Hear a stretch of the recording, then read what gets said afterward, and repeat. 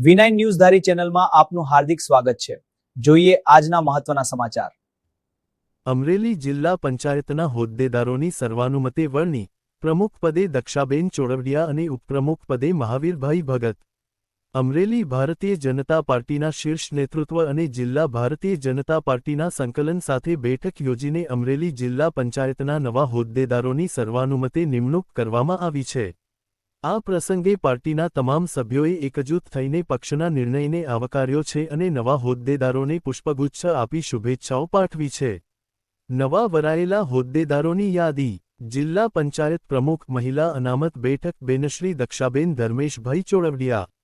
જિલ્લા પંચાયત ઉપપ્રમુખ શ્રી મહાવીરભાઈ વલ્કુભાઈ ભગત મહાવીર બાપુ। કારોબારી સમિતિના ચેરમેન શ્રી અરજણભાઈ ભીમાભાઈ વાઘ। પક્ષના નેતા શ્રી ભાનુબેન વિક્રમભાઈ સિયાળ।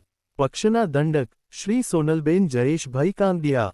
સંગઠન અને સભ્યોનો પૂર્ણ સહયોગ।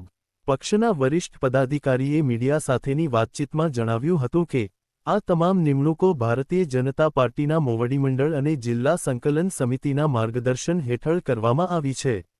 પક્ષ દ્વારા લેવાયેલા આ નિર્ણયને જિલ્લા પંચાયતના તમામ ચૂંટાયેલા સભ્યોએ સહર્ષ સ્વીકારીને પોતાનો સંપૂર્ણ સહયોગ જાહેર કર્યો છે।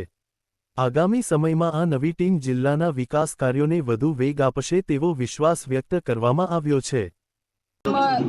દક્ષાબેન ધર્મેશભાઈ ચોળવડિયા અને મારી આજે જિલ્લા પંચાયત અમરેલીમાં જે મારી પ્રમુખ તરીકેની વરણી થઈ છે, જેમાં મને આજે અમારે બહુ જ ખુશીનો માહોલ છે અને હું અમરેલી જિલ્લાનો ખૂબ વિકાસ કરીશ અને અમરેલી જિલ્લાના લોકોના સુખાકારી માટે હું રાત દિવસ મહેનત કરીશ।